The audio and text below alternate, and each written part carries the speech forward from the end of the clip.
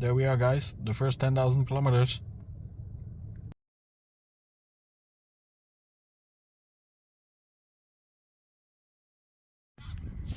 Hi guys, welcome back at Cartex, and today some festivity news. The car has done 10,000 kilometers, so in about 4 months.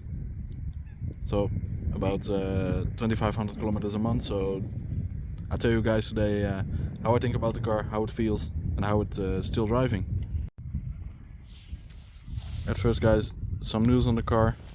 My winter wheels are on for 2 months now. Some black GMP wheels. Really looks great. Sort of like it more than my summer wheels, the 21-inch Norvix in black, but as you see from the side, really looks cool on the car.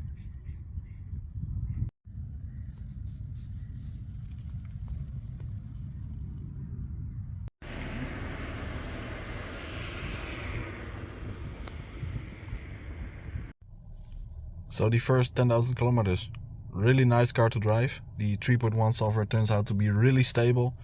No strange fault codes or something, messages which turns out to nothing. So even with some snow and ice, really stable car. No faulty messages, etc. as said. So really like the car now.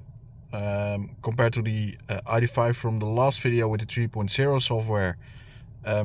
Better like this car because of only the small trip monitor on the right side, which comes with the 3.1 update, and something really stupid on the 3.0 update in the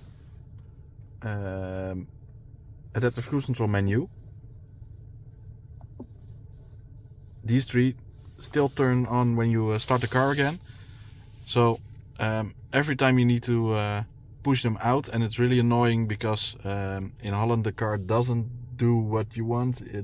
When you can drive 100 kilometers, it thinks you can drive 130, etc. because of the road laws in Holland are a bit different from other companies. The car doesn't know what to do, and yeah, just use the normal max speed, so the 130 instead of 100 during the day. So luckily this is solved by the 3.1 software.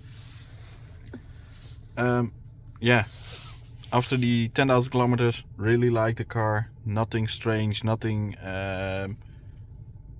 faulty compared to the other software cars. Have driven about I think 10 to 15 ID.4s with some different softwares, from the 2.1 to the 3.1 now.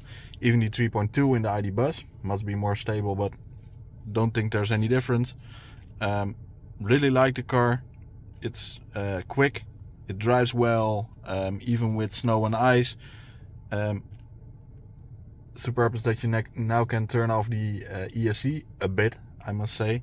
The ID.3 with the 2.1 software I had before, the ID.4 doesn't have that function. We had a year a lot of snow in Holland, and I was stuck because of I just can't get any wheel spin. So luckily they solved it, and really looking forward to what 3.2, maybe 3.3, 3.4, 3.5 software will do on the ID models.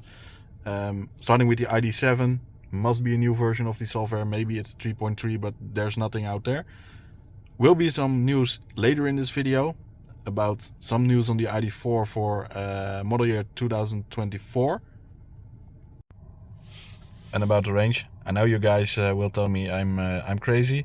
At the moment at 94%, 387 kilometers, but normally, well, let's say it this way, I've driven a bit fast the last day, so the range was a little bit worse.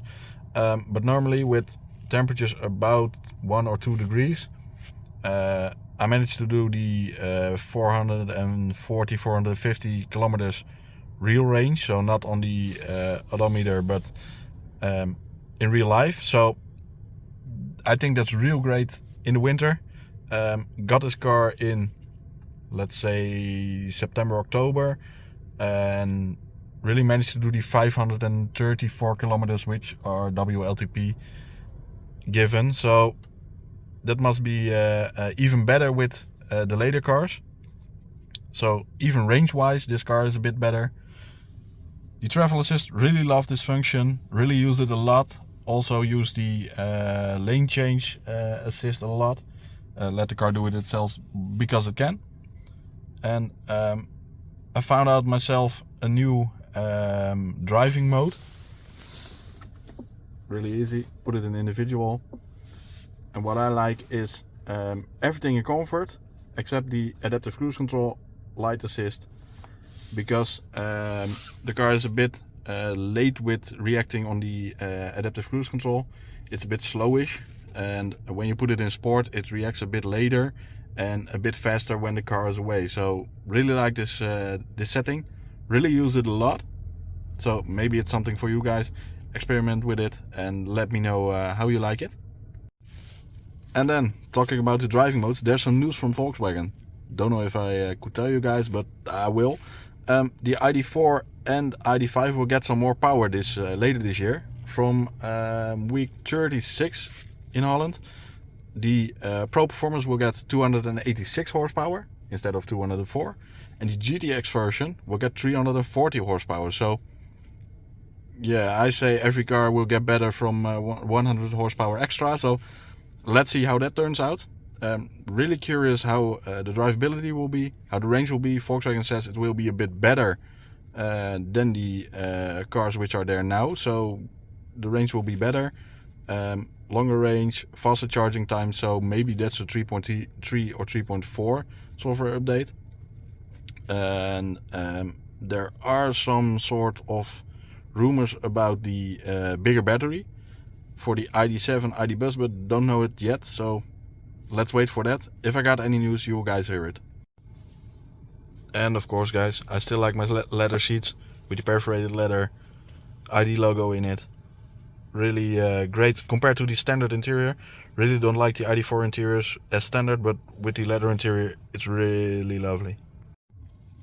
And of course what I do like is my car is the Assistance Plus pack, so the blind spot assist, travel assist, and the 360 view camera, the area view. And what I really like is that the camera turns with you when you turn the angle of the steering wheel. So it makes it easier to look around a corner or just to park the car.